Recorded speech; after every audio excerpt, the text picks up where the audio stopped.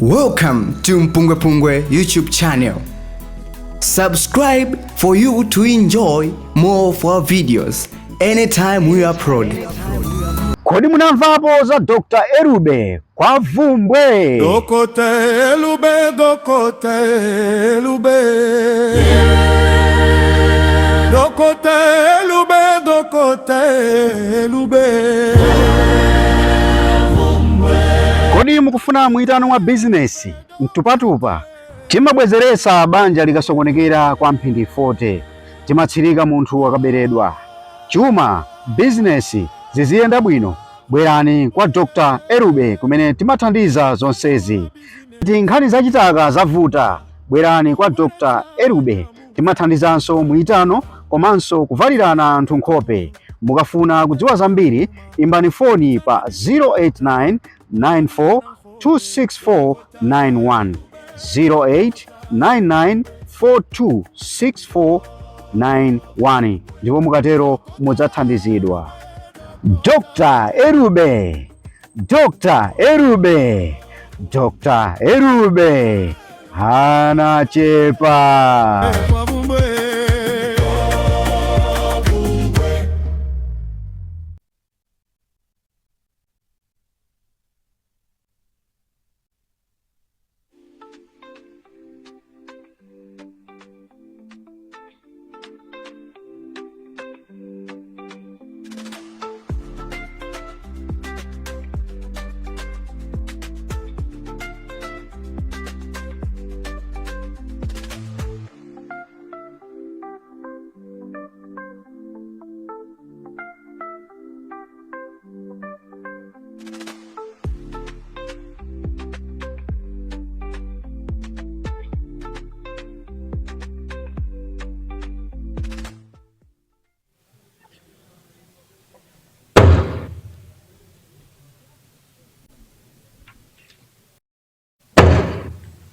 Honorable members,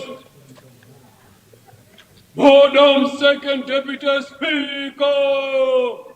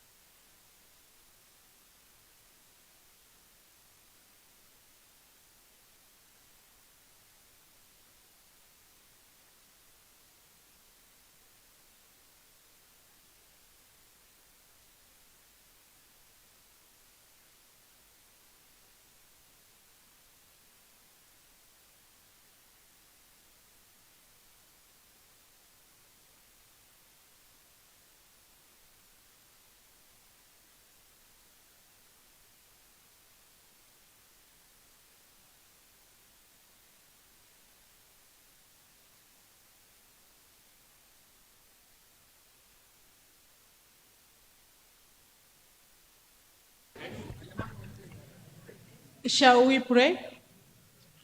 Almighty God, who in your wisdom and goodness has appointed office of rulers and parliaments for the welfare of society and the just government of the people, we ask you to behold your abundant favor as your servants, whom you have pleased to call to the performance of important trust in this land.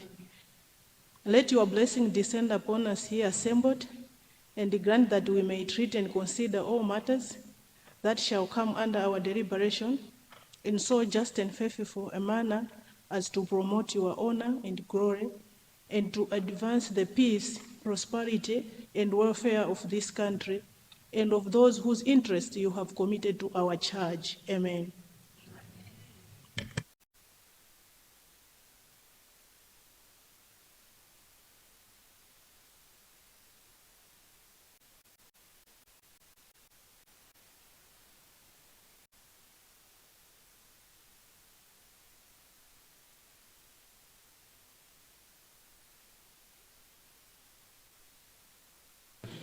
General business, communication from the chair. Good afternoon, honorable members. Welcome to day 17 of our meeting. The chair has got no communication. Thank you. General business 2B, questions or notice to ministers for oral replies. Honorable Leader of the House.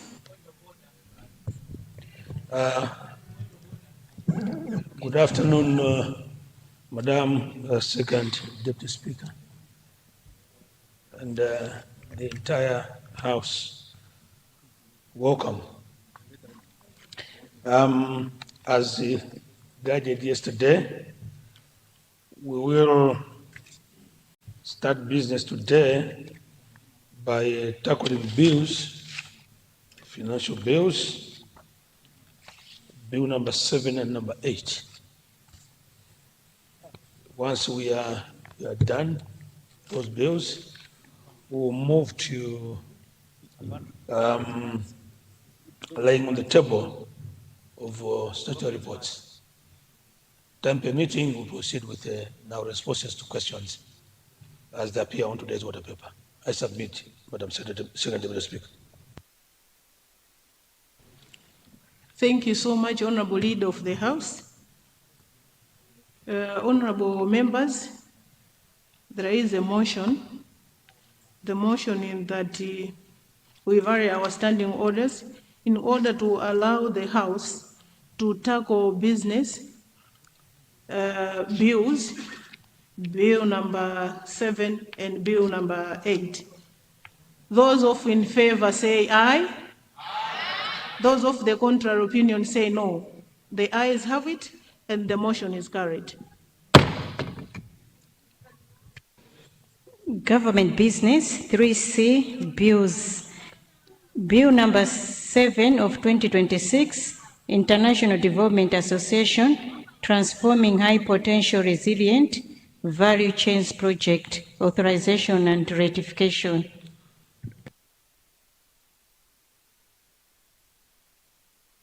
Honorable Member for Nzimba South, what has gone out of order? Madam Second Deputy Speaker, is it in order that as a Shadow Minister of Sports, you can forget very important. I know you love women football, but in your communication, you can forget a critical happiness that has happened yesterday. Malawi Scotias yesterday, we beat Nigeria, and this madam can't go unrecognized. That's why, as a Shadow Minister of Sports, I wanted to celebrate the same with my colleague in absentia, the Minister of Sports, and all of us who were watching yesterday. But, Madam Speaker, Honorable Member, as a Shadow Minister for Sports, you can communicate to the chair, and I'll be able to announce on the same. therefore, this message is to you, Madam Speaker, that Malawi Scotias has beaten the Nigeria.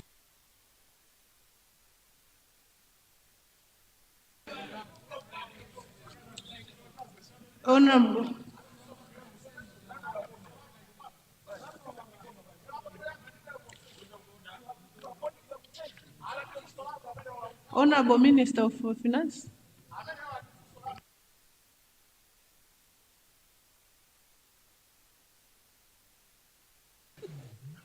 Madam Second Deputy Speaker, indeed I beg to move that the bill number 7, transforming high potential resilient value chains project authorization and ratification be taken today and now.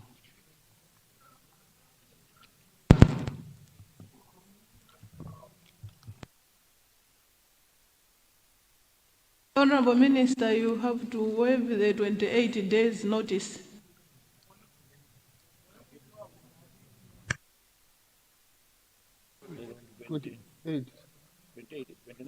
Oh yeah. Yeah, so Madam Second Deputy Speaker, maybe before I present, I would like to ask that all the relevant standing orders be waived to allow me to present this bill because it has not satisfied the 28 days, but it has managed to achieve the minimum 7-day requirement. I'm making this suggestion, Madam Second Deputy Speaker, because of the importance of the bill that is before us. Honorable members, there is a motion. The motion is that we allow the Honorable Minister of Finance to table bill number 7, which hasn't satisfied the 28-day requirement, but it has managed to satisfy the minimum requirement of 7 days. Those in favor say aye. Those of the contrary opinion say no. The ayes have it and the motion is carried.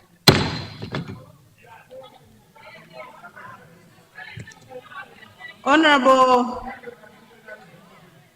Minister in charge, second reading when?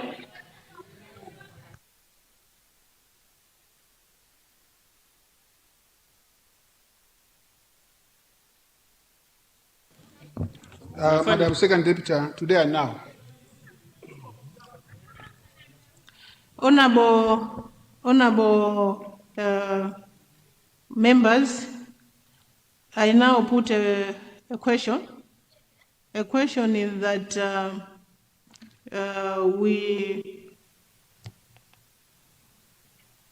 we allow the second reading of bill number 7 be taken today and now.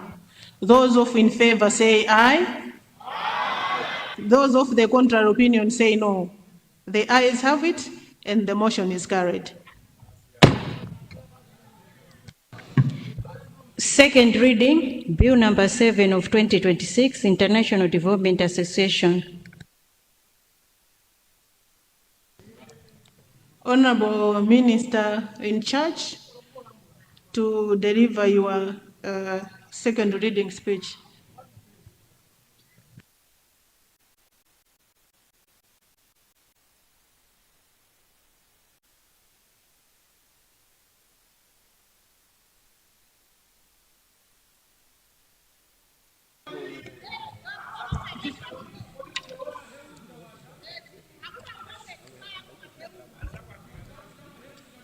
Madam Second Deputy Speaker, I beg to move that International Development Association Transforming High Potential Resilient Value Chains THRIVE project authorization and ratification be read a second time. Madam Second Deputy Speaker, the bill before the House seeks to authorize and ratify a financing agreement made between the Ministry of Finance, Economic Planning and Decentralization for and on behalf of the Government of the Republic of Malawi and International Development Association, under which the association has agreed to provide a grant. I repeat, a grant of $50 million, which is equivalent to 86.65 billion Malawi kwacha for financing transforming high potential resilient value chains projects. This project, Madam Second Deputy Speaker, will run for 5 years from 2026 to 2031. Mr. Speaker, Madam Second Deputy Speaker, the overall objective, let me come back, I think it will run from 2026 to 2031. Madam Second Deputy Speaker, the overall objective of the project is to increase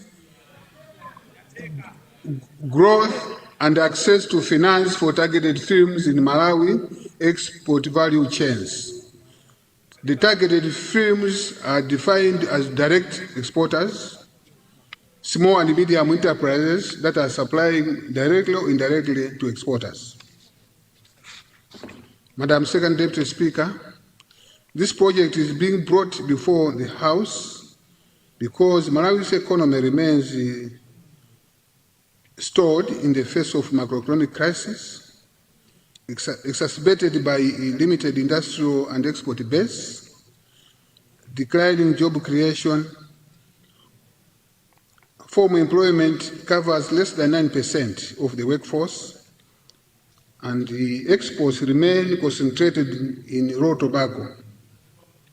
Meanwhile, access to finance is severely constrained, with credit to GDP being less than 10%. And lending rates hovering around 28 to 30%. This project therefore directly responds to these challenges, and it consists of 3 components. Component 1, this one is to do with strengthening value chains for exports, and the amount is 8.75 million. Madam Second Deputy Speaker, this component will support new and existing exporters through 2 main activities.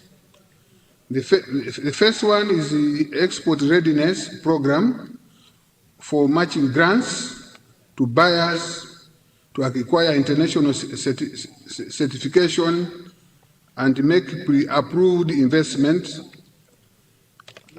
and an estimated 100 firms or companies will graduate from this program with a dedicated outreach to women-oriented business. B, this project will also support technical assistance to the Ministries of Industrialization, Business, Trade and Tourism to strengthen the implementation of Control of Goods Act, streamline export licensing and update national trade policy. And C, supporting government to institutionalize a transparent, rule-based process for decision on export restriction by financing eligible performance-based expenditures, including issuance and the disclosure of new ministerial directive under the Control of Goods Act 2018, and implementation of the directive through first structured review of export restrictions, and lastly, publication of export restrictions. Component 2. This is to do with financing of exporters and SMEs, and the amount of 45.75 million is allocated for that purpose. Madam Second Deputy Speaker, this component directly addresses the critical financing gap for exporters and productive small and medium enterprises. It includes a partial credit guarantee to share risk with participating financial institutions, encouraging them to lend to direct or indirect exporters, and this facility includes shock responsive mechanism financed by the Global Shield Financing Facility to provide climate risk financing, including insurance premium support for otherwise viable but climate-exposed institutions. Under this category, it also finances lines of credit in both local currency and foreign currency. The local currency line will support working capital and investment in climate-resilient technologies, and the foreign exchange component will finance letters of credit for importation of critical immediate goods by direct exporters who can repay in US dollars, thereby helping them to ease foreign exchange constraint that currently forces many institutions to operate below capacity. And C, this component also will provide support or technical assistance to the Reserve Bank of Malawi, the Malawi Agriculture and Industrial Investment Corporation, MIC, and the Ministry of Finance to establish and manage these financial instruments effectively. Component 3, this is for project management, and the amount of $1.5 million has been allocated to this. Madam Second Deputy Speaker, this component will support the project implementation entity to carry out project management activities, including strengthening and maintaining the implementation arrangements of the project, including the recruitment of an independent verification agent, financing project management activities, including operating costs, and enhancing the capacity of the project implementation entity on the technical aspects of the project implementation, including environmental and social consideration. Madam Second Deputy Speaker, this project is fully aligned with the Malawi national priorities, including the National Export Strategy 2 and the National Export Recovery Plan, NEP. And this project also directly supports the NEP by identifying external sector development, investment in the rural sector industries, the private sector empowerment, export diversification, and access to finance as central to restoring macroeconomic stability and growth. The NEP, this is National Economic Recovery Plan, recognizes that Malawi's economy is constrained by a narrow export base and a persistent foreign exchange shortages, weak manufacturing capacity, limited value addition, and inadequate financing for productive enterprises. By strengthening high potential export value chains and also supporting exporters and productive SMEs and improving access to working capital and foreign exchange finance, and also promoting transparent trade facilitation, this project, Madam Second Deputy Speaker, will help increase exports. It will also increase generation of foreign exchange. It will help the economy to generate jobs. It will also stimulate growth for institutions and contribute to National Economic Recovery Plan objective of building a more productive, resilient, and inclusive economy. Madam Second Deputy Speaker, I would like to report that this project, it builds on lessons from the World Bank engagements in Malawi, including the Financial Inclusion and Enterprise Scaling Project, FINES, and the de-risking importation of strategic commodities, DISC. Madam Second Deputy Speaker, this project is expected to have the following benefits.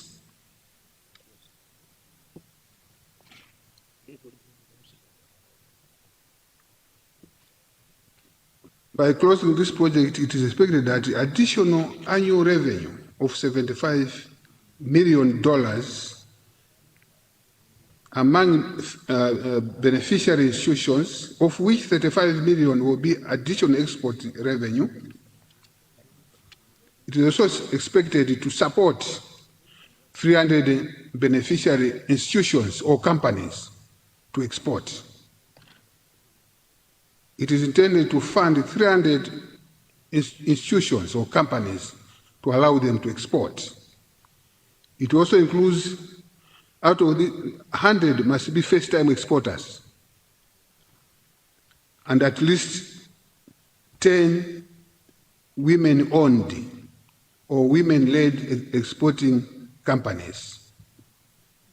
It is also expected to expand access to productive finance by supporting $39 million in debt financing to beneficiary companies and enabling 1,500 businesses to use debt financing. It also supports to include 300 women-led businesses and enable 200 beneficiary firms to access climate risk financing, strengthening the resilience of companies exposed to climate-related shocks. And this also is expected to create jobs by the beneficiary institutions, including 1,950 jobs for women, and mobilize almost 211.5 million in private capital through matching grants, credit lines, guarantees, and climate risk financing, thereby helping to crowd in commercial financing for Malawi's productive and export-oriented enterprise. Madam Second Deputy Speaker, in simple terms, this project is expected to create value for money, and the resources will also help firms to create sales, increase exports, access affordable financing, buy critical inputs, and invest in better equipment and climate-resilient technologies. And it will also help businesses to expand, create more jobs, bring more foreign exchange, encourage banks and other financiers to lend more to productive and export-oriented enterprises. Madam Second Deputy Speaker, in terms of the terms of this financing, I want to report to the August House that this is a grant. I want to report that this is a grant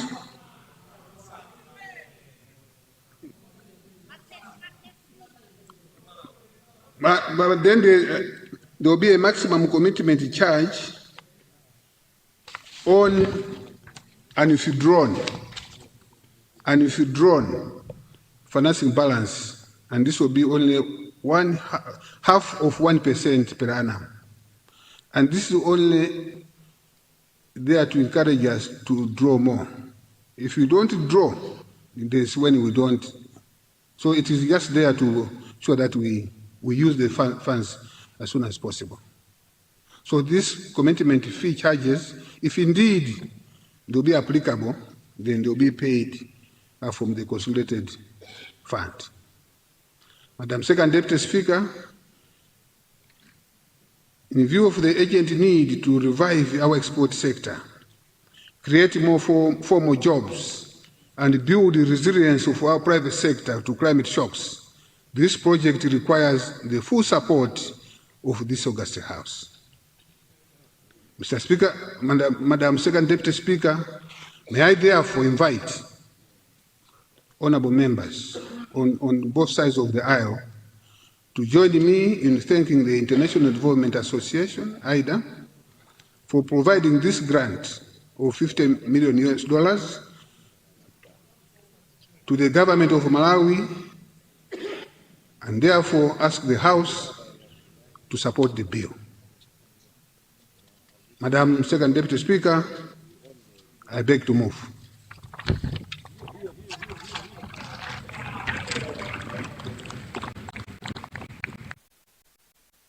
Thank you so much, Honorable Minister responsible for finance.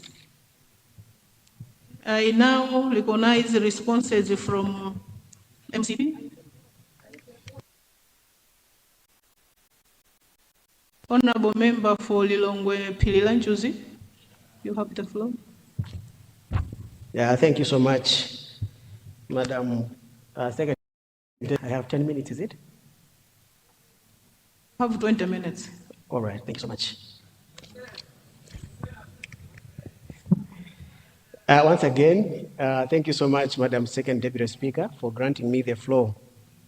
to speak in response to the bill that has been eloquently presented by the Honorable Minister of Finance, Economic Planning and Decentralization.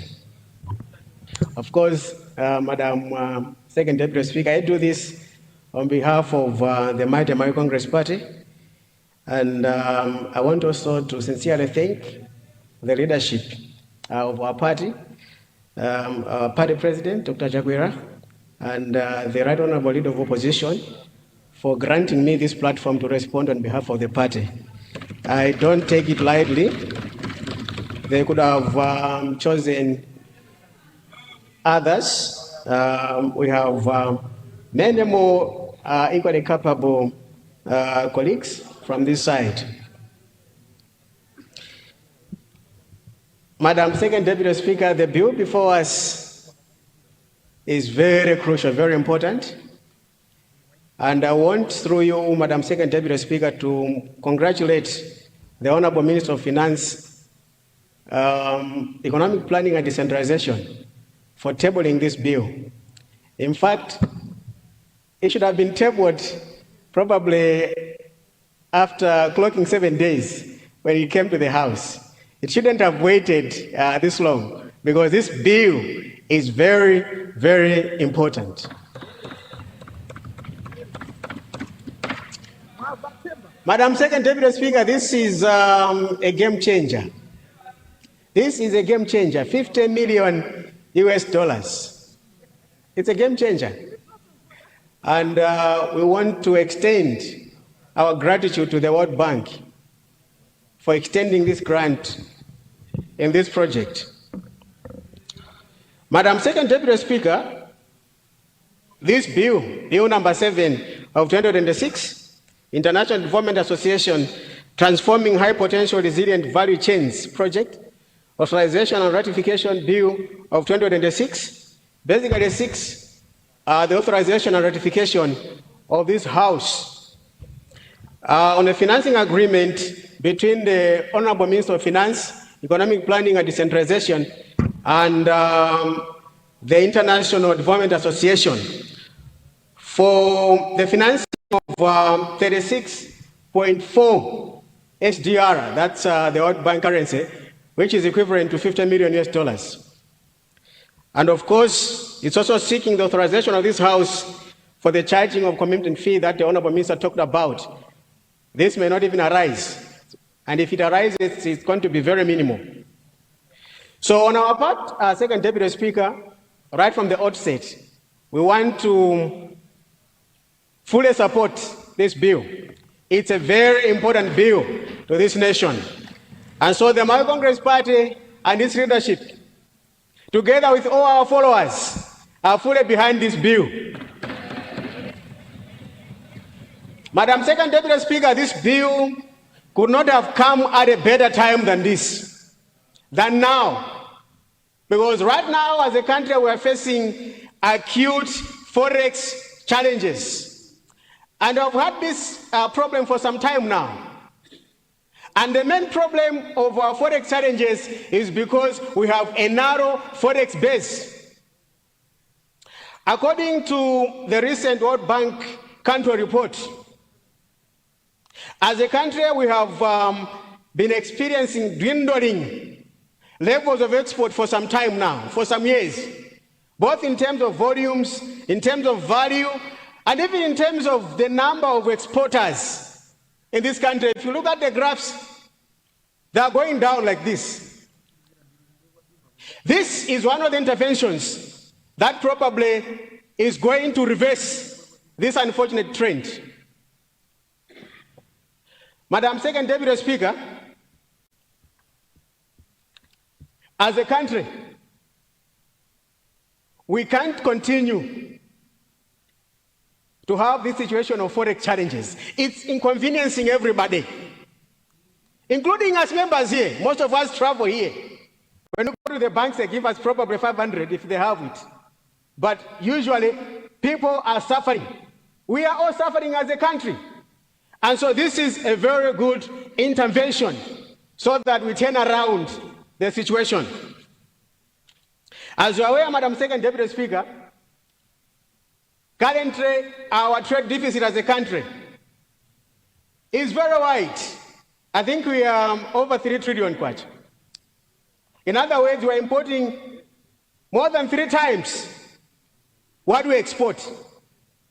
And so this bill is the right intervention to turn around the situation. Madam Second Deputy Speaker, as the Honorable Minister said, this bill is into 3 parts. The third part, of course, is about financing the project management entity. I will not focus much on that, but I'll focus much on the 2 parts. The first part is about strengthening value chains for exports. This will support government's export readiness program through providing target firms with advisory services and performance-based grants to equip the said firms with skills and financial incentives to enhance their export capacity. This is very, very important. It's important because one of the challenges of our businesses, of our firms, of our companies, particularly in the export value chain, is access to financing. As the Honorable Minister said, right now cost of financing is hovering over 30%. It's quite high. And most of the companies are struggling to access financing. Now, to have such a project which will be able to give grants, matching grants to selected firms, this is very exciting news, Madam Second Deputy Speaker. My only plea, Madam Second Deputy Speaker, is that we are going to choose these businesses, these firms, based on merit. Meritocracy has to take preeminence over kakitocracy. Those that are deserving must be able to access these grants, regardless of whether they're connected to anybody. Merit has to be the basis and not connection to anybody. That is our plea, Madam Second Deputy Speaker. Madam Speaker, the other subcomponent of this part is the capacity that is going to be given to the Minister of Industrialization, Business, Trade, and Tourism, particularly when it comes to the implementation of the Control of Goods Act. In the Control of Goods Act are some provisions, Madam Second Deputy Speaker, that vest the powers in the Minister of this ministry, Minister of Trade, in short, to restrict the importation of some goods and services, and also to restrict the exportation of some goods and services. This capacitation of the ministry is going to encourage transparency, so that the ministry should not just wake up one day, if the minister sleeps, probably waking up from the wrong side of the bed and then just decide we have restricted the importation of this kind of goods or services, or we have restricted the exportation of this kind of goods and services. As a country, Madam Second Deputy Speaker, where we are, we don't have to choose the kind of water that we need to extinguish the fire. Our economy is burning. We don't have forex, Madam Second Deputy Speaker. And so there's really no reason why the Minister of Trade should just, wake up one day and say we are restricting the exportation of such as goods, unless it's maize, because we need maize in this country. But otherwise, we don't have to choose. Whatever we have that we need to export, we have to export. Because that's the only way that we'll be able to get forex that we need in this country and change the trajectory of our economy. Madam Second Deputy Speaker, at this point in time, we should export whatever is in demand outside there. Whether they want grasshoppers, whether they want our soil, let's export anything because we want to get forex. There's no reason to restrict the exportation of anything that is in demand out of the country. You remember, Madam Second Deputy Speaker, last time we brought the Bureau of Chamber here because the Cannabis Regulatory Authority had done market research where as a country would be able to get $700 million per year out of exportation of chamber. We need that, Madam Second Deputy Speaker, because as a country we cannot continue like this. It's like we are all down as a country. We have had this problem for a long time, Madam Second Deputy Speaker. As a people, we need to turn around the situation so that tomorrow we are not going to face the same problem that we're facing right now.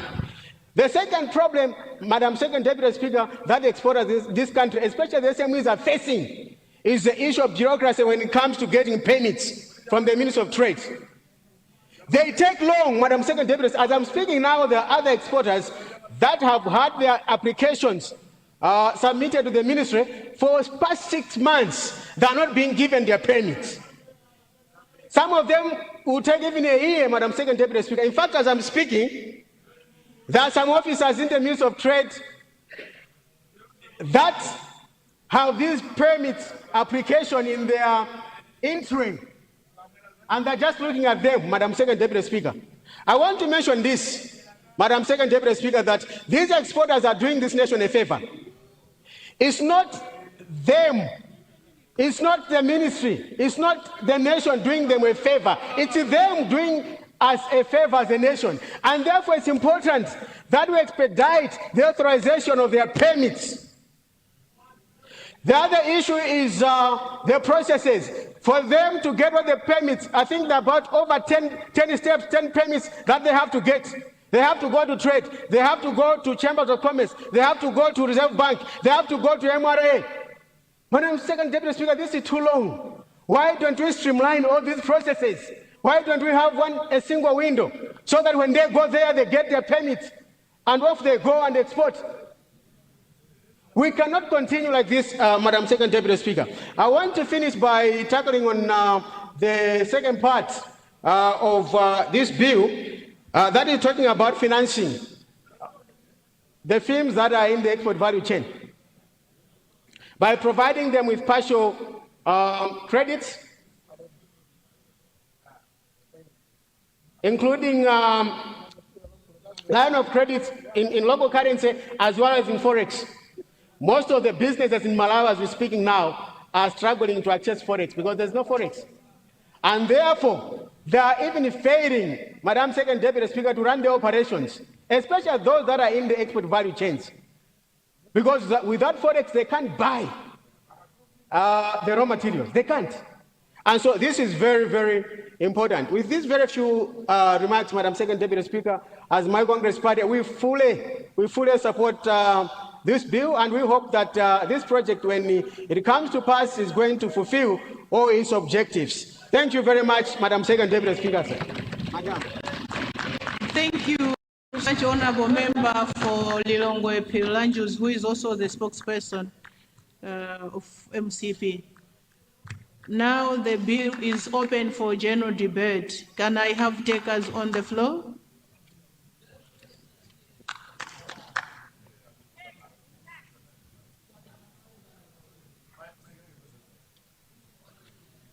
Honorable member for Mwanza Central. Thank you very much, Second Deputy Speaker. Let me apologize. Old habits take time to die. I stood up before you recognized me when you said the bill is now open for debate. But I remembered that we have to press the gadget before we stand. My apologies, Honorable Speaker. I want to thank you for allowing Mwanza Central to comment on Bill number 7. The bill that seeks to authorize and ratify financing agreement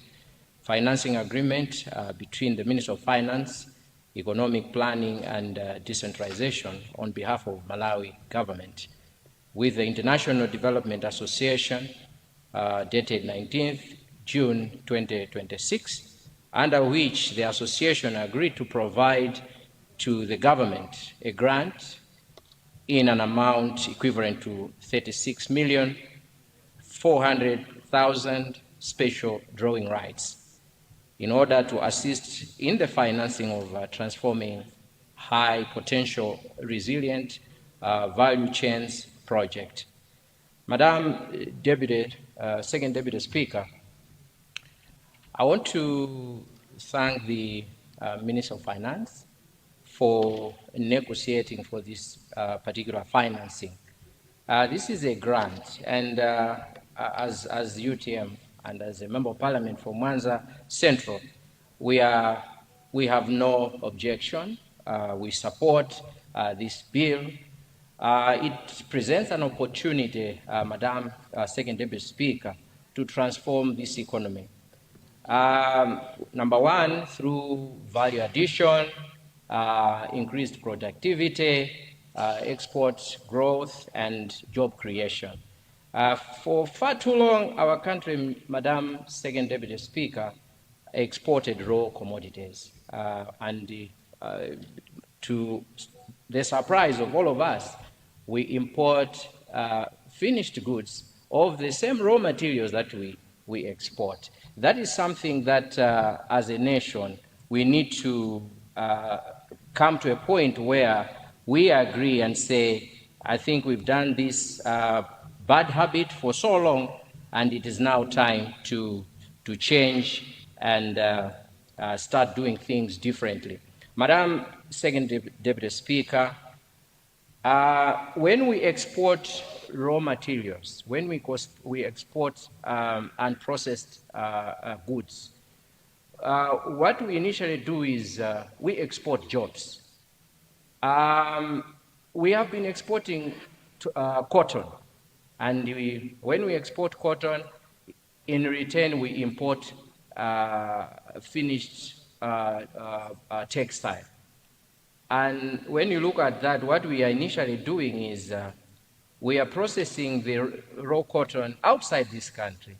And in the process of processing that or turning that into lint, there are jobs that we are losing. Now, when we start processing and exporting finished goods, initially what we'll be doing there is now to allow young people in this country find better jobs. It will create jobs. Just to remind you, Honorable, that you have 2 minutes because your time is 5 minutes, so you have 2 minutes to go. Thank you. Thank you very much. This is a very important bill, Madam Second Deputy Speaker. It's unfortunate that our standing orders sometimes are very unfair, on such kind of bills. Rather, let me just go straight to what we want to advise government, because a very good financing of this nature can also find some hiccups. Finance has been one of the financing models for businesses in this country, but not many people, not many businesses are aware about finance. And the financial institutions sometimes take advantage of such cheap financing. And when they get this money from Reserve Bank, they are given very fair rates, like 1%, 1.2%. But because there is knowledge gap, many people are not aware of this kind of financing. Financial institutions end up charging higher rates on Malawians. So I want to request the Honorable Minister of Finance to follow up closely, monitor our financial institutions, how Yes, can I hear the Honorable Member in silence, please? Thank you. I want to request you, Honorable Minister, to monitor how this money will be disbursed, because sometimes financial institutions take advantage. I want to request you, Mr.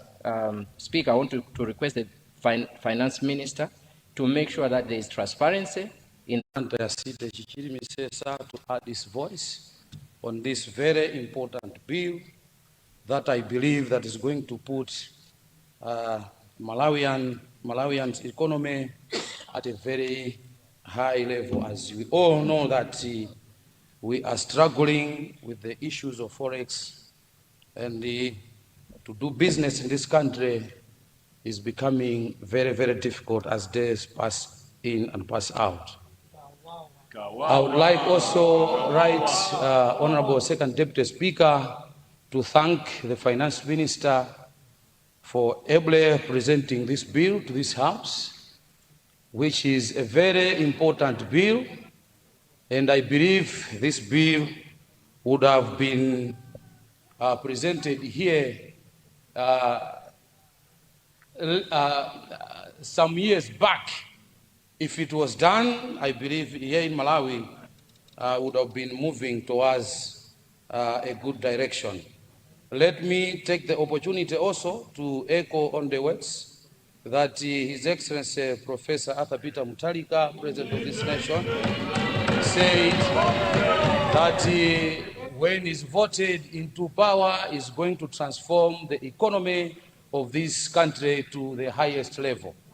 This is the evidence, Second Deputy Speaker, that we are not just talking, but we are rather walking the talk. Second Deputy Speaker, this bill is going to help business people in a number of areas. For example, as a president of car dealers here in Malawi, we have been struggling to buy, to procure or to import vehicles outside this country for quite some time now. I believe when DPP was in government, Forex was not an issue. But the past 5-6 years, we have been struggling. This has led to a number of small-scale business that are paying their trade is going to ease the businesses. Honorable members, there is no kawawa here. We call it, we say here.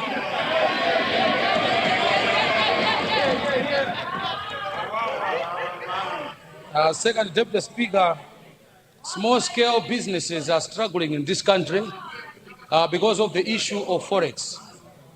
Very few people are managing to get Forex when they apply to our commercial banks. So the coming in of this bill, the introduction of this bill by our able Minister of Finance, I believe is going to give a lease of life, a sigh of relief to many Malawians out there. And I believe the people I'm representing here from Blantyre City, Jijiri Misesa, are happy as I am standing in support of this bill, because we have many businesses in Limbi that needs to export from outside. And also there are the other components that is going to help expertise, that is going to help the SMEs on how to go about their businesses. And I believe that one also is going to educate many SMEs in as far as doing their businesses is concerned. But without much of ado, I'm very, very much pleased with this bill, and I believe that Blantyre City Jijiri Misesa is also in full support of this bill. I thank you, Second Deputy Speaker. Thank you. Honorable Deputy Leader of the House.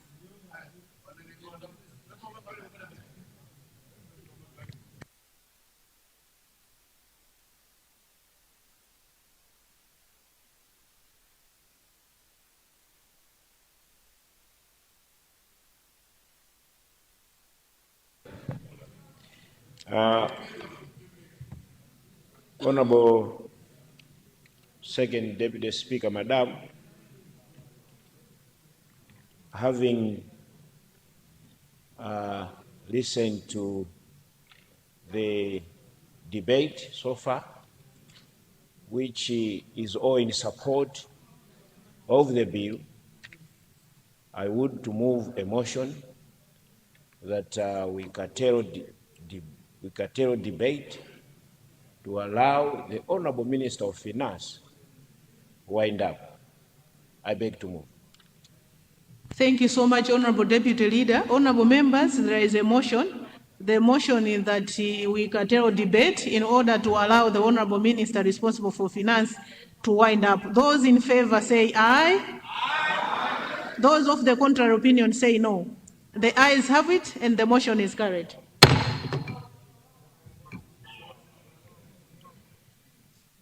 Honorable Minister, wind up debate.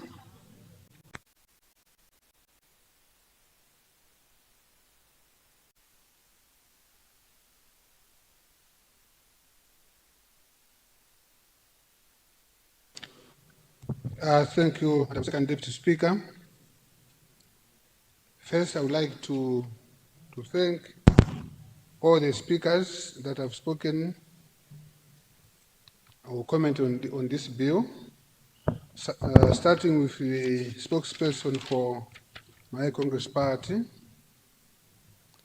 I would want to agree with the comments made. He mentioned that this is a very important bill because it is going to improve our export base.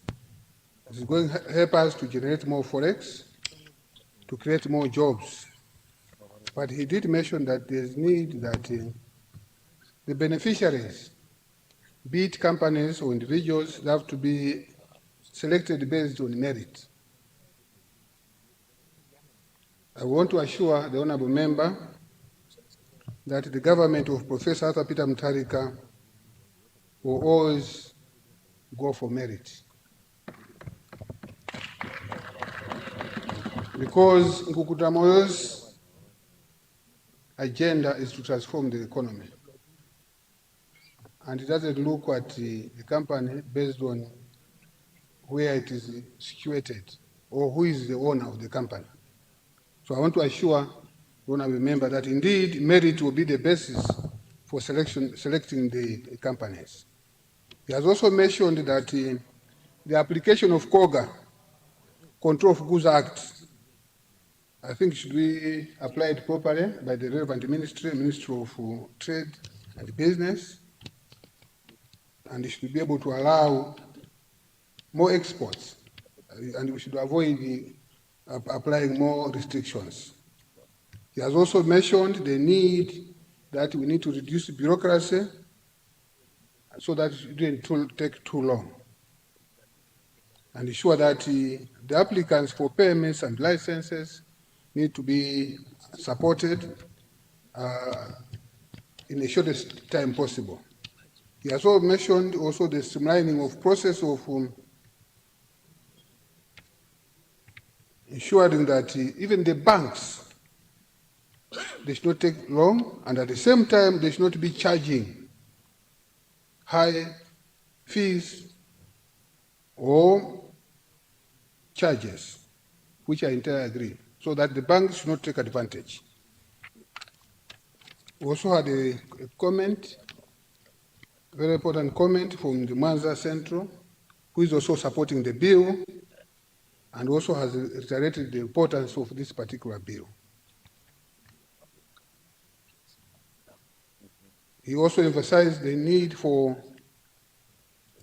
transparency, accountability, and that there must be fairness, either in the selecting the beneficiaries, and also the banks need to be fair. Again, they should not take advantage by charging exorbitant fees and charges. Lastly, we had also a contribution from honorable member from Blantyre, Kachali Misesa, who is also, I think, my nearest MP, because I'm in the border between Blantyre, is it Blantyre South, for the honorable speaker, and the Blantyre Kachali Misesa. The honorable member is supporting the bill, and also he has reiterated the point that this bill confirms the Professor Arthur Peter Mutharika's promise of transforming this economy and creating a resilient, a growing and stable economy. So in short, Madam Second Speaker, the House supports this bill, and I would like, as Honorable Minister, I would like to thank all those that have spoken, and I therefore ask the entire House to support the bill. Okay. Honorable Minister, I move that the bill be read for the second time. Honorable members, I now put a question that bill number 7 be read a second time. Those in favor say aye. Those of the contrary opinion say no. The ayes have it and the motion is carried. Committee stage, Bill number 7 of 2026, International Development Association, Transforming High Potential Resilient Value Chains Project, authorization and ratification. Honorable members, the bill is now at the committee stage. May I call upon the Honorable Chairperson for Education, the Lady Chair, to chair the committee stage of the bill.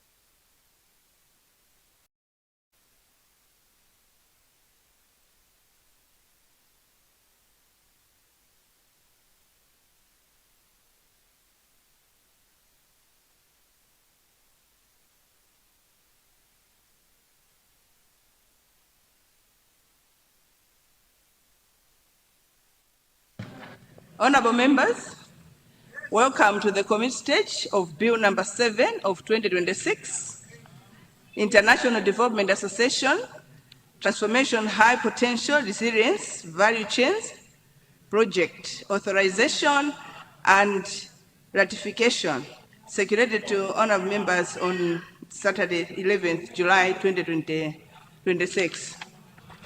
I wish to inform you that so far, the chair has not received any any notice of proposal amendments on the bill.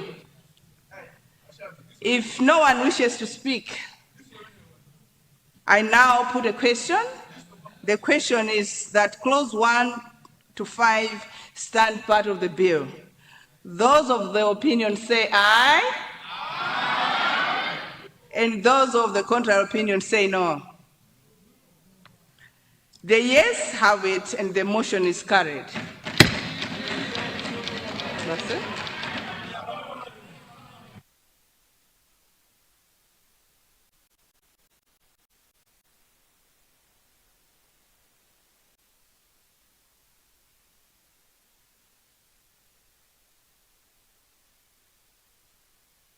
Honorable members, this marks the end of committee stage bill number 7 of 2026, internal development.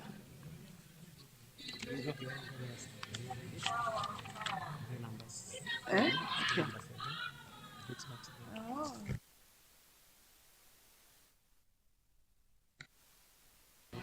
International Development Association, Transformation, High Potential, Resilient Value Chain Project, authorization and ratification.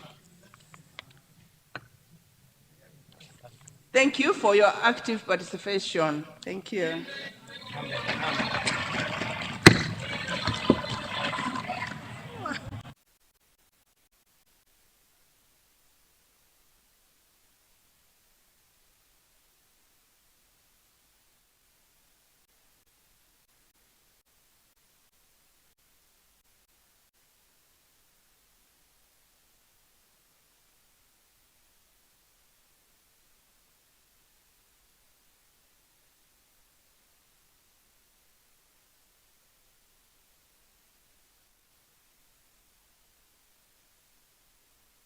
will resume at 16:30. House suspended.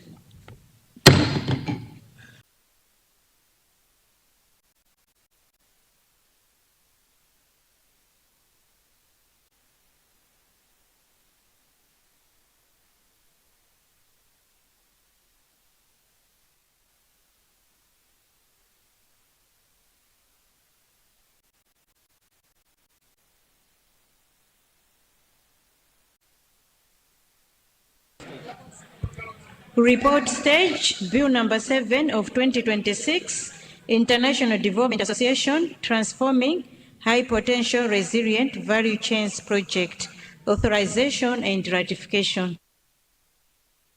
Minister in charge, report.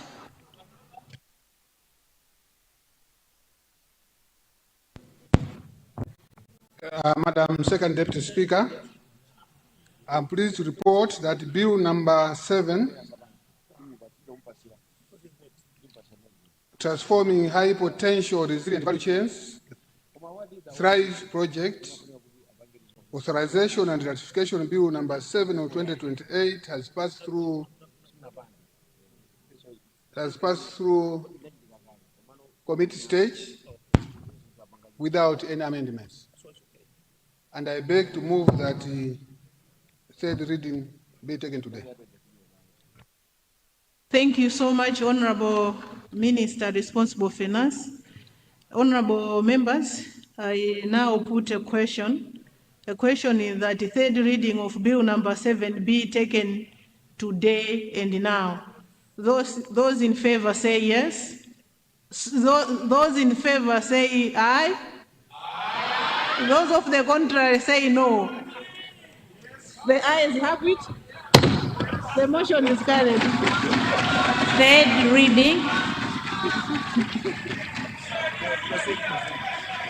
Third reading, Bill number 7 of 2026, International Development Association, Transforming High Potential Resilient Value Chains Project, authorization and ratification.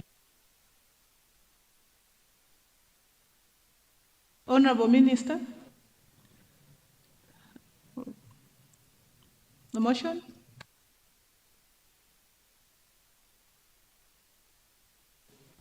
Thank you, Madam Second Deputy Speaker. I beg to move that the International Development Association, Transforming High Potential Resilient Value Chains, Thrive Project, authorization and ratification Bill number 7 of 2026 be read for a third time and passed. Honorable members, I now put a question. The question is that Bill number 7, International Development Association, Transforming Higher Potential Resilient Value Chain Project, authorization and ratification, be read a third time and passed. Those of the opinion say aye. Aye. Those of the contrary opinion say no. The ayes have it, and the motion is carried. The bill has passed.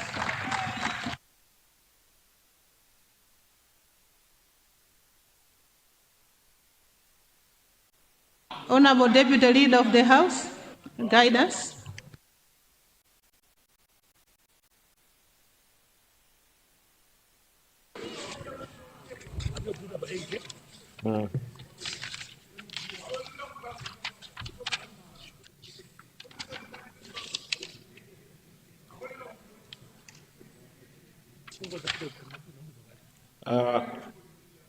Thank you very much, Honorable Second Deputy Speaker, Madam, and also to thank the entire House for passing the bill, and also the Minister of Finance here who has led us into discussing the bill.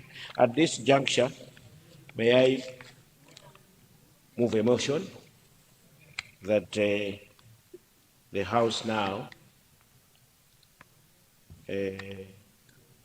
tackle Bill number 8 of 2026, which is International Development Association. Just guide us, Honorable Deputy Leader. There is no need for emotion. Thank you. Okay, my apologies. Let me guide, therefore, as follows: that at this moment, the House now tackles Bill number 8 of 2026. The House now tackle Bill number 8 of 2026. I would wish to guide in that manner. Thank you very much. Thank you so much, Honorable Deputy Leader of the House. Thank you. First reading, Bill number 8 of 2026, International Development Association, Governance to Enable Service Delivery Project 2.0, Authorization and Ratification. Honorable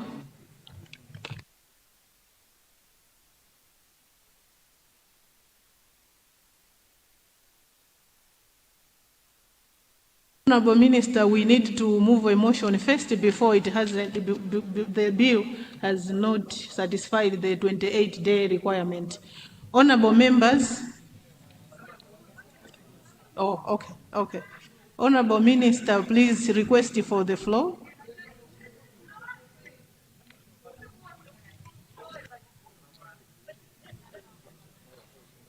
Madam Second Deputy Speaker, I beg to move that all the relevant standing orders be waived to allow me to present this bill, International Development Association, Malawi Governance to Enable Safe Delivery, just the 2 projects, authorization and ratification. I'm asking for waiver because it has not satisfied the 28 days, but it has managed to satisfy the minimum number of days, which is 7 days. I'm asking for this waiver because this bill is very important, as we all know, because this is part of the reformed Constituency Development Fund. Thank you, Madam Speaker. Second Deputy Speaker. Thank you so much, Honorable Minister. Honorable members, there is a motion that we waive the 28-day requirement period in order to allow the Honorable Minister responsible for finance to table Bill number 8. Those of the opinion say aye. Those of the contrary say no. The ayes have it and the motion is carried. Second reading. Honorable Minister, second reading when?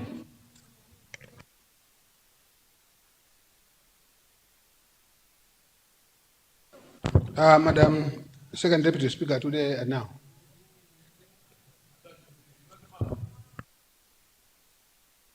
Honorable members, there is a motion. The motion is that the second reading of Bill number 8 of 2026 be taken today and now. Those of the opinion say aye. Aye. Those of the contrary opinion say no.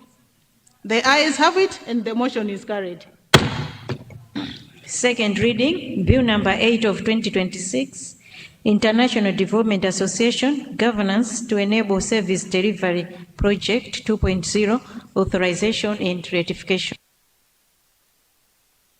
Honorable Minister, responsible for finance, you have the floor.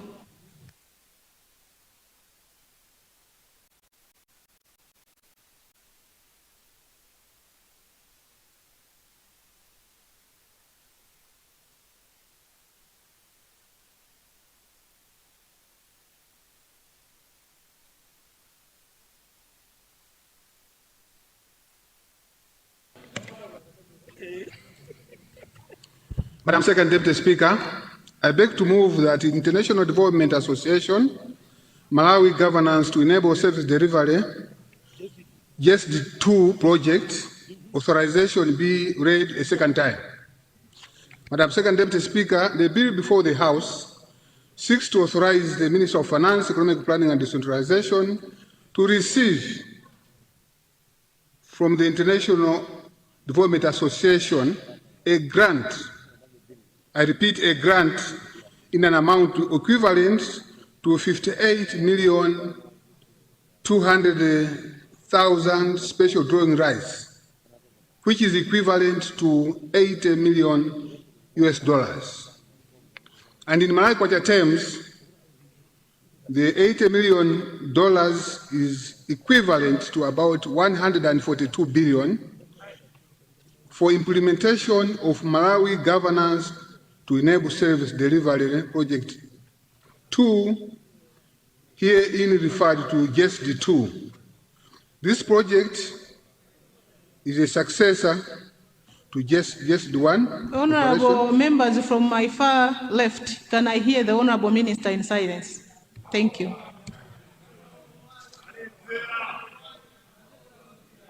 I was saying that this grant we have received today is a successor to GESD 1 operation and is designed to deepen decentralization, improve local service delivery, and strengthen institutional accountability at district and local levels. Madam Second Deputy Speaker, the primary objective of GESD 2 is to strengthen efficiency on financial resources management and multi-level governance for improved service delivery at the local level. And the project is structured in 3 interlinked components as follows. Component 1 is to do with performance-based grants for the districts and municipal councils. Under this component, this project is supposed to provide performance-based grants to these councils, thereby benefiting from performance-based grants programs, and we are expanding from only funding these councils. Now will be funding municipal councils, namely Kasungu, Luchenza, Mangochi, and Karonga. At the same time, under this component, we'll be supporting councils to carry out investment sub-projects selected and prioritized in alignment with each council's annual investment plan and derived from the 5-year district development plan aligned with the Malawi 2063 vision.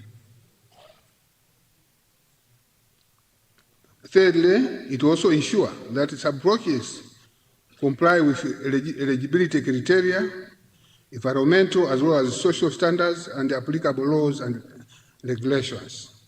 Under component 2 is harmonization and streamlining of performance of enhanced planning and results. Under this component, the project will be carrying out the annual local authority performance assessment, this is LAPA, to evaluate council performance and determine performance-based grants. B, it will be also reviewing business processes with focus on planning, financial management, procurement, and contract management, developing performance dashboards, and procuring ICT equipment. And C, supporting continued skills enhancement and professional education development for council officials and selected ministry, departments, and agency staff. And it will also be conducting periodic countrywide assessments of citizens and local businesses' satisfaction with the self-delivery, reinforcing citizen engagement and social accountability.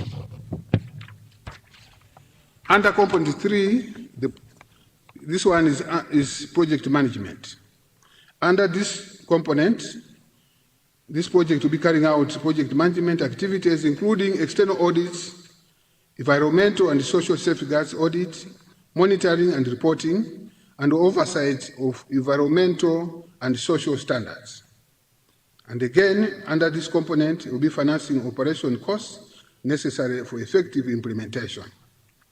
Madam Second Deputy Speaker, in addition to the above, GESD 2 includes a contingent emergency response component, SEP, enabling the rapid reallocation of resources to respond to eligible emergencies such as natural disasters, disease outbreak, or food insecurity, which have become increasingly frequent in our nation.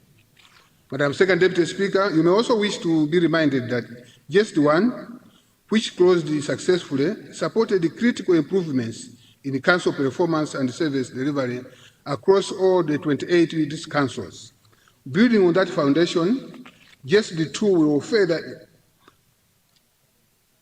embed the principles of accountability, transparency, and results-oriented governance at the local level, directly contributing to decentralization policy, the Malawi 2063 enablers, and the decentralization agenda provided for in the National Economic Recovery Plan, partially effective governance institution. I would like to inform the August House that this bill also is in line with the National Economic Recovery Plan. If you look at the plan, it's talking about decentralization. It's talking about empowering the district councils. This is what this project will do. Honorable Second Deputy Speaker, this project will disperse funds based on performance. This is a performance-based. As I've said, this is part of the reformed CDF. I know people are saying there's no money for CDF. Money is there, and this is over and above that we have in the budget.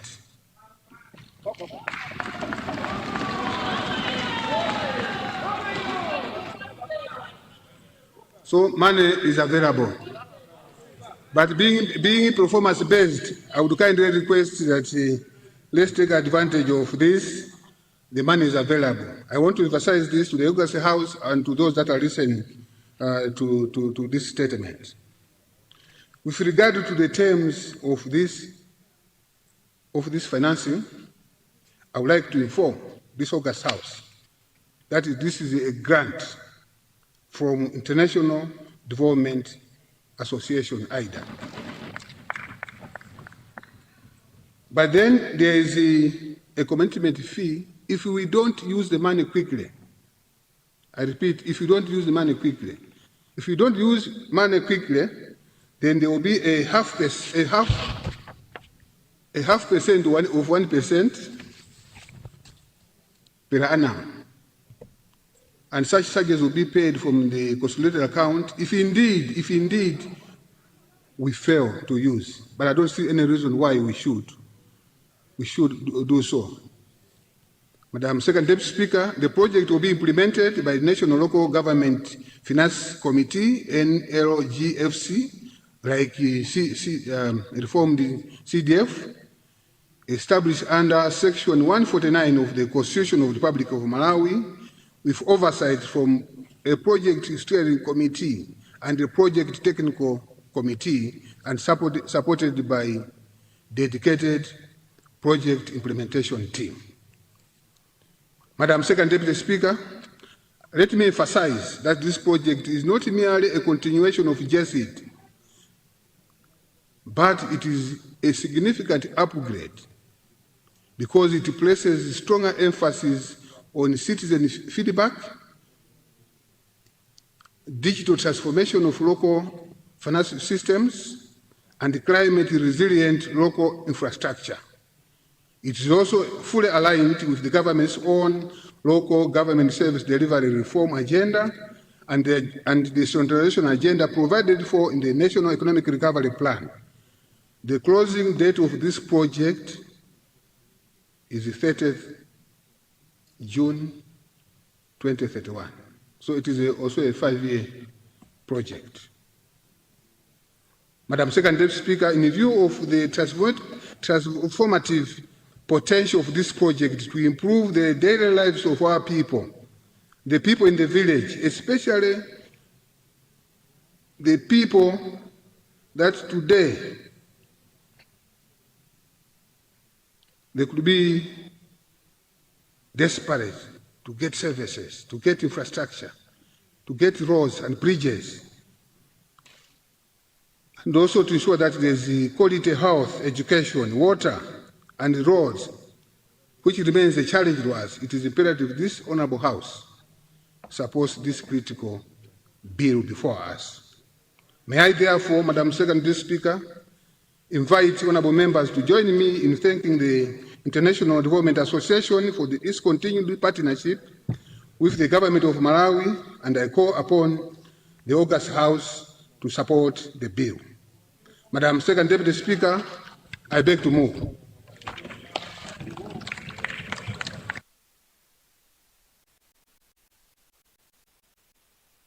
Thank you so much, Honorable Minister responsible for finance. I now recognize MCP spokesperson, Honorable Member for Lilongwe Msinja constituency. You have the floor. Thank 20 you. minutes. Thank you, Second Right Honorable Speaker, Madam. I would like to thank the President for my Congress Party, Right Honorable Dr. Chakwera, and the Leader of Opposition for recognizing our people of Lilongwe Msinja South to speak on behalf of my Congress Party. Second Deputy Speaker, Madam, I stand to speak on the bill before this National Dialogue Table, GSED 2.0, and I would want to contribute as follows.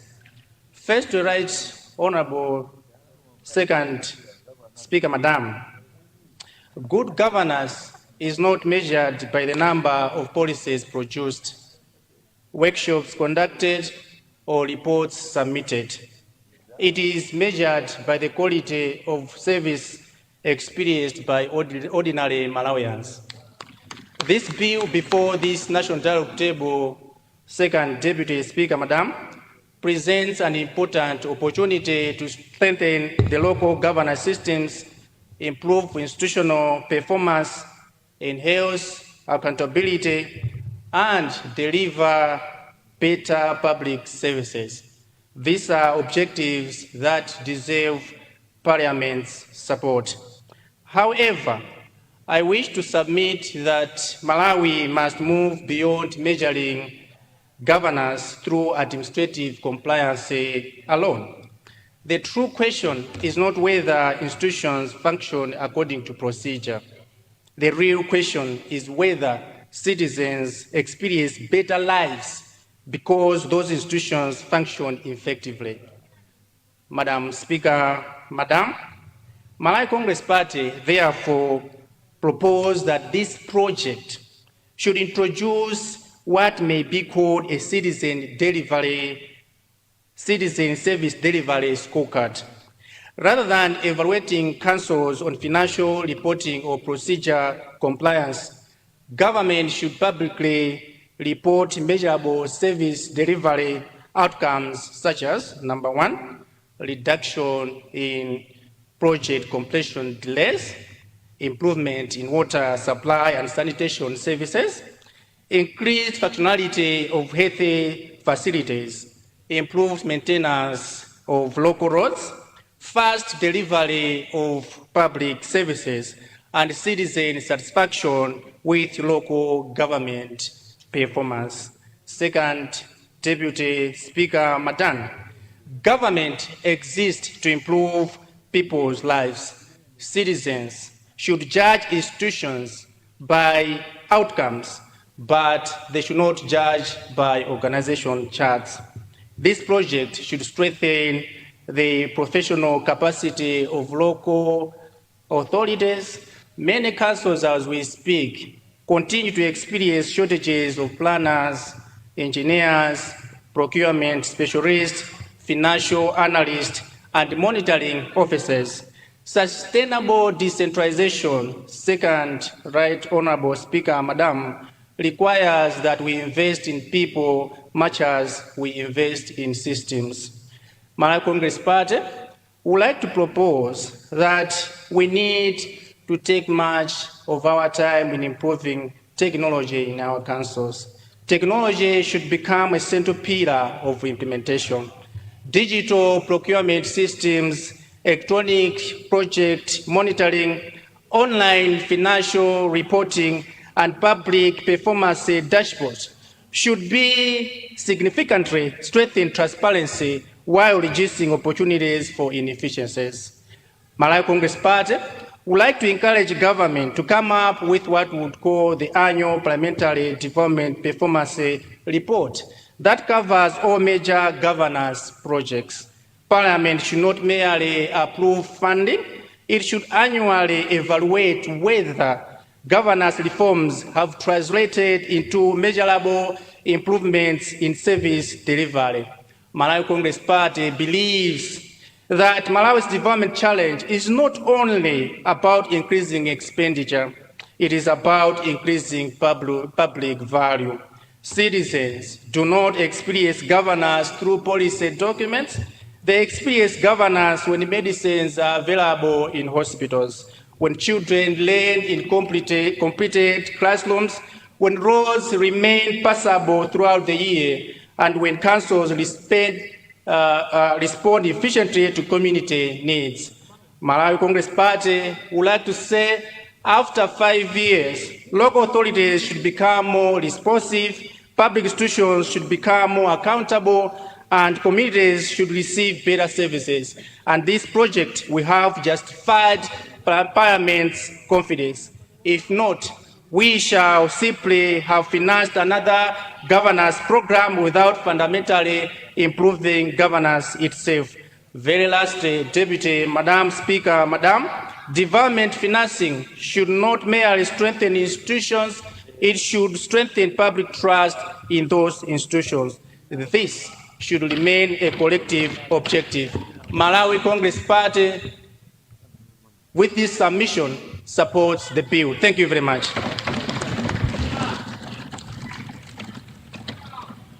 Thank you so much, Honorable Member for Lilongwe Msinja. Honorable members, the bill is now open for debate. I recognize the Honorable Member from Zimba South, who is also our former Vice President of this Republic. Honorable Member from Zimba South, you have the floor.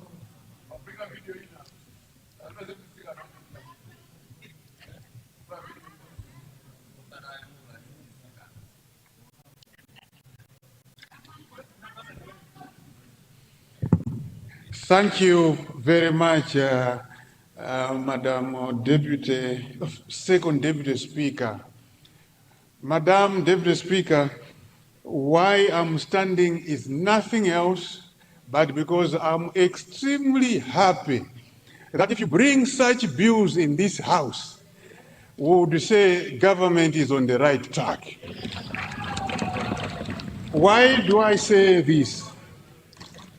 Deputy Speaker, a grant is something that all of us must celebrate because it is going to help us without any strings attached to it. If you look at the memorandum and you look at the requirements, these are standard requirements.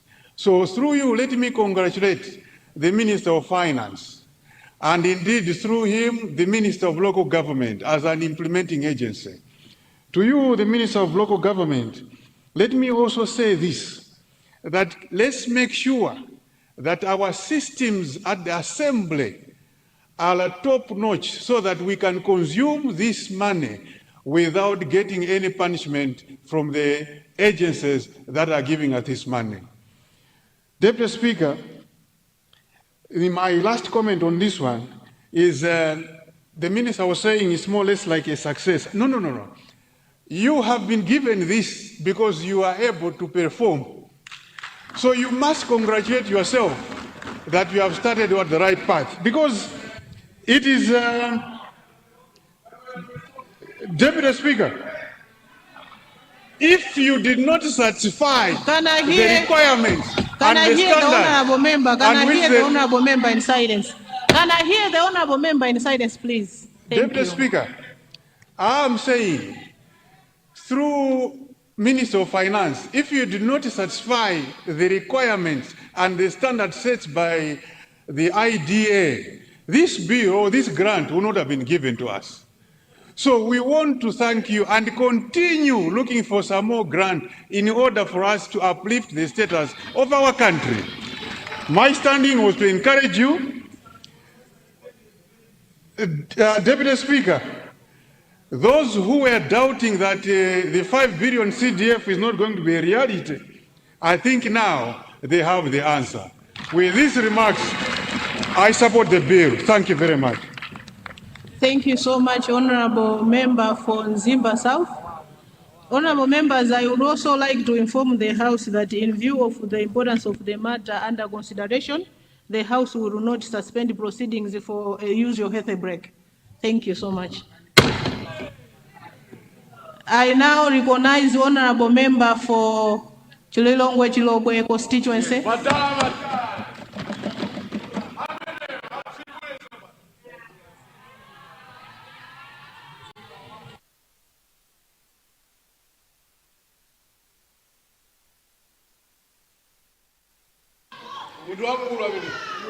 Thank you, Madam Deputy Speaker, Madam, for allowing Lilongwe-Chirobwe to contribute on this.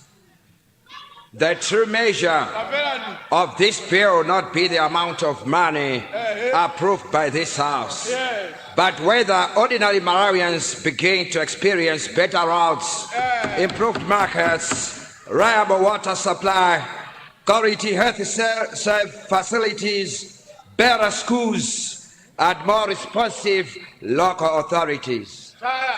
Importance of this bill. The bill reinforces Malawi's decentralization policy, accountability for public resources, service delivery through strengthening financial management systems, planning processes, ICT systems, and citizen satisfaction monitoring, capacity building of local councils. However, second Deputy Madam Speaker, while I support the bill, there are areas where government should strengthen implementation. Limited direct benefits to ordinary citizens. The bill focuses on improving systems, governance, and institutional performance. While these reforms are necessary, citizens ultimately expect tangible improvements in their daily lives. While these reforms are at that stage, government should ensure that improved governance translates into visible infrastructure. Can I hear the Honorable Member in silence, please? Can I hear the Honorable Member in silence, please? Thank you. Honorable Member, continue. Government should ensure that improved governance translates into visible infrastructure, better public services, and improved living standards. No guaranteed equitable allocation of resources. The bill does not clearly state how resources will be distributed among mentioned councils, or whether poor and more disadvantaged councils will receive more to move towards the development level of the other councils. We encourage government to adopt transparent allocation criteria that promotes equity and address development disparities. Weak citizen participation. Although the bill provides for citizen satisfaction assessments, it does not provide strong mechanisms for citizens to participate in identifying, monitoring, and evaluating projects. Communities should not only be consulted after projects are completed, but should actively participate throughout the implementation cycle. Capacity gaps. Some councils continue to experience shortages of engineers, planners, procurement specialists, and financial management personnel. Without addressing these human resource constraints, weaker councils may struggle to meet performance requirements, thereby widening inequalities among local authorities. Therefore, Madam Deputy Speaker, as government implements this project, I recommend that transparent and equitable criteria for allocating project resources across the mission councils, strengthen citizen participation in planning, monitoring, and evaluation of district development projects, publish annual performance reports for every beneficiary council, build technical capacity in weaker councils to enable them to compete fairly for performance-based funding.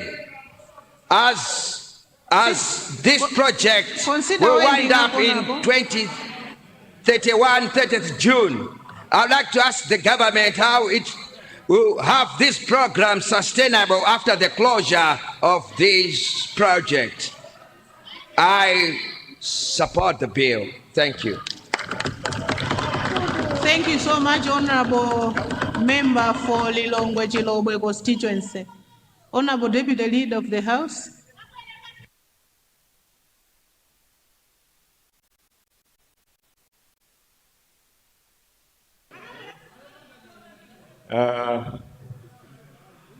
Madam First Deputy Speaker,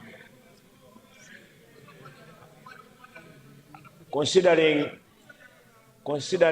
the debate that on the bill so far, everyone from both sides is in support of this bill that government should proceed to access these funds. And without much ado, I would like to move a motion that we curtail debate to enable, to allow the Honorable Minister, the able Minister of Finance, wind up. I beg to move, Madam First Deputy Speaker. Madam. Honorable members, there is a motion. The motion is that debate be curtailed in order to allow the Honorable Minister responsible for finance to wind up. Those of the opinion say aye. Those of the contrary opinion say no. The ayes have it and the motion is carried. Honorable Minister responsible for finance to wind up debate.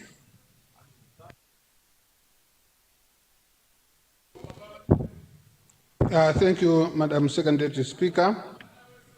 First, allow me to thank all the speakers that have spoken for supporting this very important bill, including the spokesperson for my Congress party. I want to agree with the honorable member that indeed we need to move beyond compliance or governance.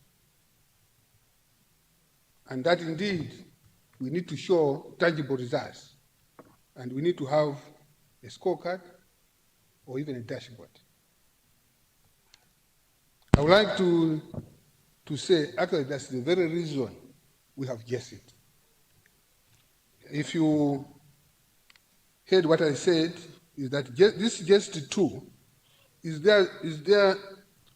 designed to deepen decentralization, improve local service delivery, and strengthen institutional accountability at district and local level.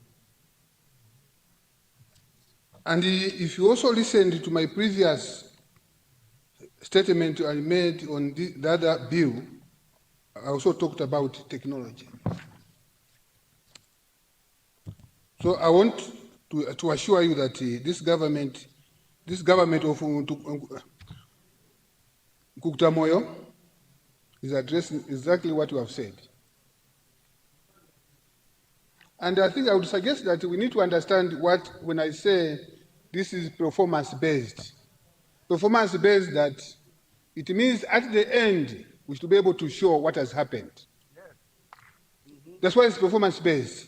That's why we will not just disperse the resources. We have to show that there's an activity that we want to do.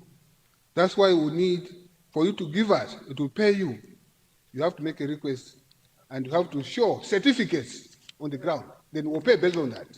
So that is taken care of. I just wanted to mention that, just to give you an example, what just one has achieved. Lilongwe alone has benefited 65 projects. Lilongwe alone. One of them is Chigodi Health Center. This is Lilongwe-PUNGWE. We have Kibungu CDSS in Lilongwe-Mapuyu North. I have the list here. Each and every constituency completed. You have the Chowo CDS Girls Hostel in Lilongwe East. You have the Beni Health Center in Lilongwe Sinja South. We also have Nambuma Bridge. This is Lilongwe Chirobwe. Just to mention a few. These are examples of what has happened on the ground. What has already happened, we're going to show you. Can I hear the Honorable Minister in silence, please? Madam Second Deputy Speaker, I just want to confirm what the Honorable Member said, that indeed that's correct. We need to show results, and we did show results. That's the very reason why we are saying this is performance-based. We also have to show results. And the Honorable Member was also talking about that Parliament needs to evaluate annually. You have said that we need also to evaluate, the Parliament has to do it. That's why we presented a budget at the end. We'll give you, that's why you have that, what you call that document which shows number of projects that have been done. I think it is document number 5, if I'm not mistaken, where you actually see what has been done, what has been achieved. 95 billion to Lilongwe alone. You have also indicated that the government should only be measured by public trust. I want to agree with you. Indeed, that is indeed true. As Honorable Madam Second Deputy Speaker, we also got support from our former Vice President, who is also encouraging Professor Arthur Peter Mutharika to continue doing a good job. Because for us to get this money, it involved the President, Professor Arthur Peter Mutharika. Because even the international donors, they know there is Kukuta Moyo. They know it's going to perform. That's why they are supporting this $80 million for JESIT. With regard to the comments made by Honorable Member from, is that Lilongwe Chirobwe? I think I would want to, I know this is your first term. I think you need to go back and see what happened in just one for you to appreciate what just two is going to do. It's actually results oriented. It's performance based. That's why exactly what you have said is what I've read actually, that there must be accountability and make sure that there are the results that we need to show. So I want to agree with you that indeed what you have said is correct, and it's exactly what this project is supposed to address.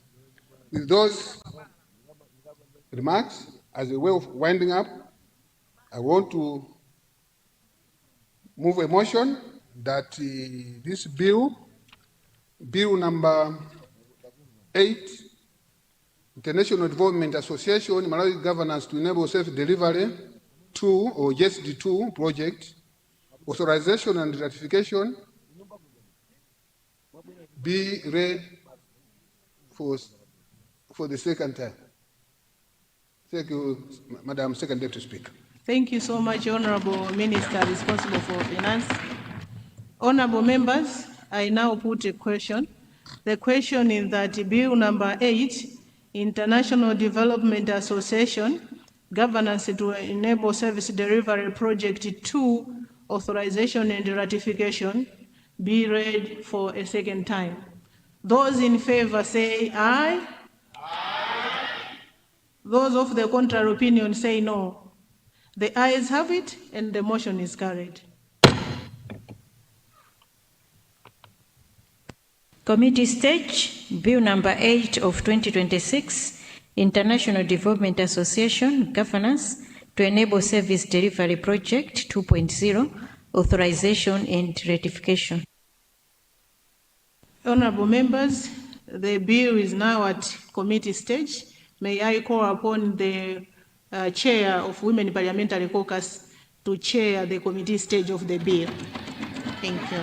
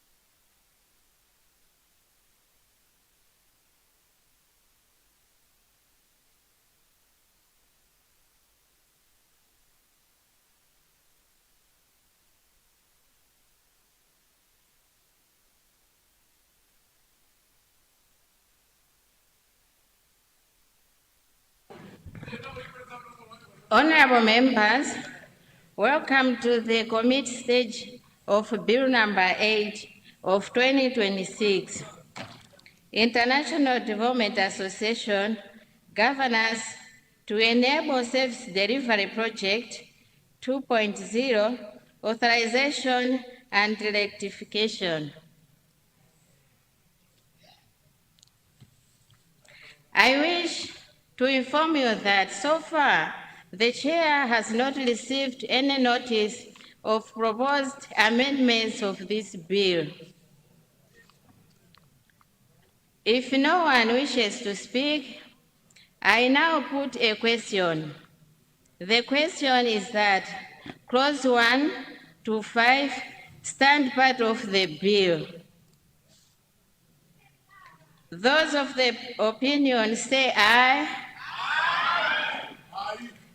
Those of the contrary opinion say no. The ayes have it. The motion is carried.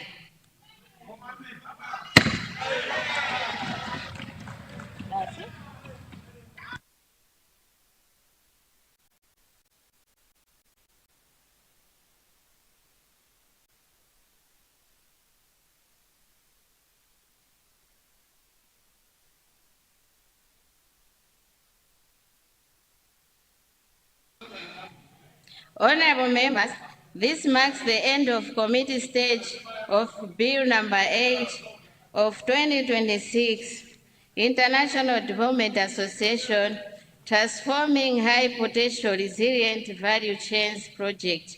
Authorization, International Development Association Governance to Enable Service Delivery Project 2.0, Authorization and Ratification.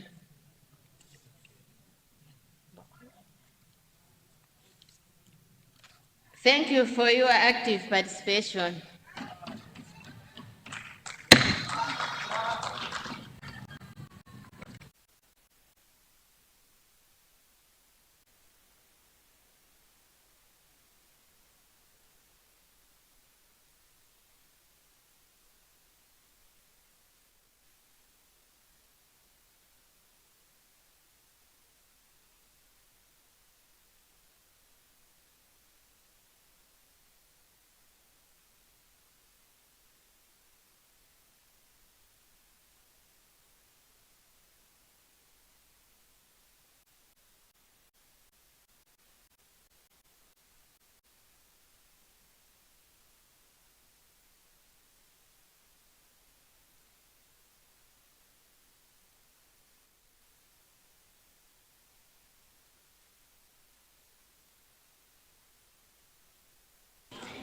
Report stage, Bill number 8 of 2026, International Development Association, Governance to Enable Service Delivery Project 2.0, Authorization and Ratification.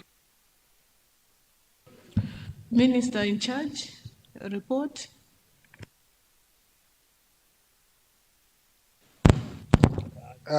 Thank you, Madam Second Deputy Speaker.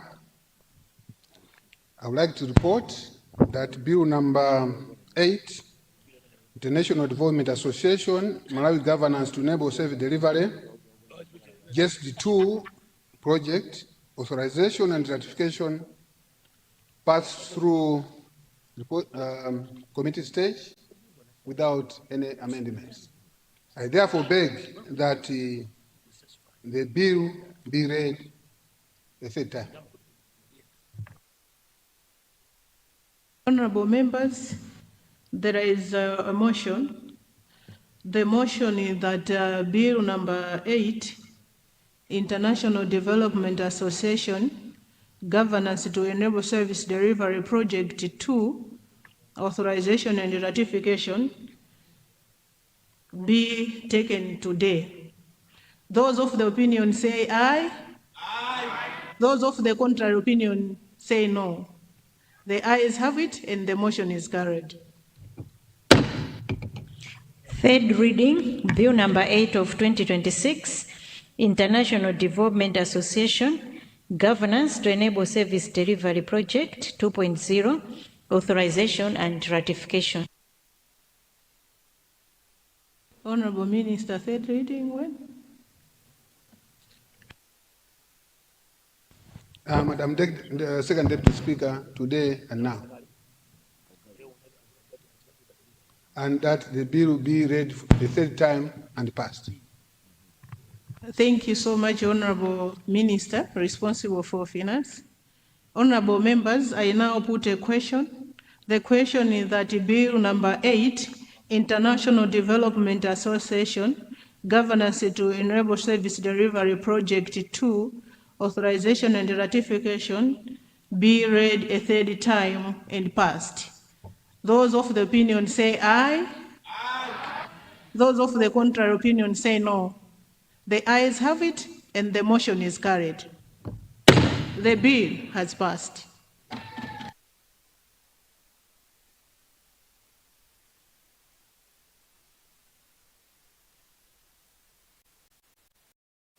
Honorable Deputy Leader of the House.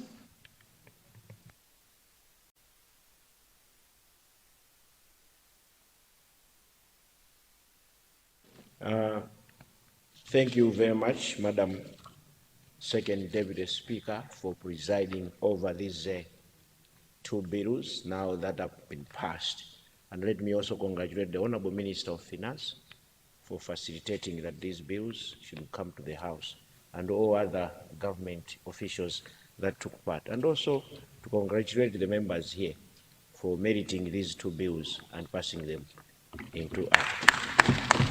At this juncture, as my leader had guided earlier on, I would want to state that we should go to government business. This is 3B, which is about subsidiary registration, and this is 3B1. The Honorable Minister of Finance, Economic Planning and Decentralization, to lay at the table the following government notices 1, 2, 3, and 4. I beg to guide in that manner. Thank you very much. Thank you so much, Honorable Deputy Leader of the House, for that guidance. Honorable members. You don't have to. There is no.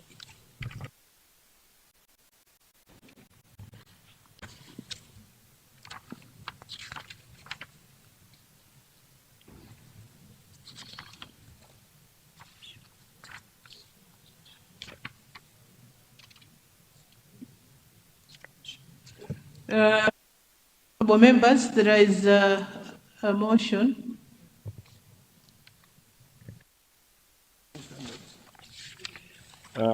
Thank you very much, Madam Second Deputy Speaker, Madam, for the guidance. Let me at this juncture, therefore, move a motion. The motion is to vary all standing orders to enable the Minister of Finance, Economic Planning and Decentralization to lay at the table a number of government notices. We have a number of them, a lot of them. I beg to move. Thank you very much. Thank you so much, Honorable Deputy Leader of the House. Honorable members, there is a motion. The motion is that after a health break, we vary our standing orders in order for the House to tackle government business 3B subsidiary legislation. Those of the opinion say aye. Aye. Those of the contrary opinion say no. The ayes have it, and the motion is carried.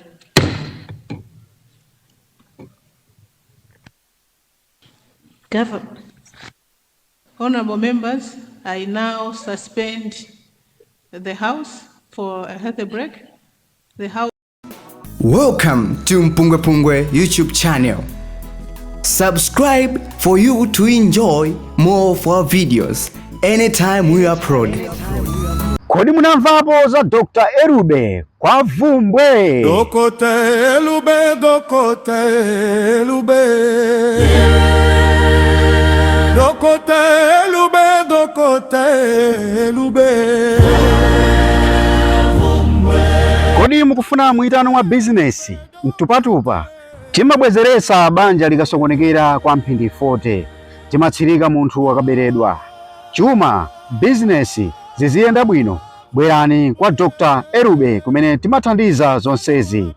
Nkhani zachitaka zavuta bwerani kwa Dr. Erube timathandizanso mwitano komanso kuvalirana anthu nkhope. Mukafuna kudziwa zambiri imbani foni pa 089942649 0899426491 ndipo mukatero mudzathandizidwa. Dr. Erube, Dr. Erube, Dr. Erube, hana chepa.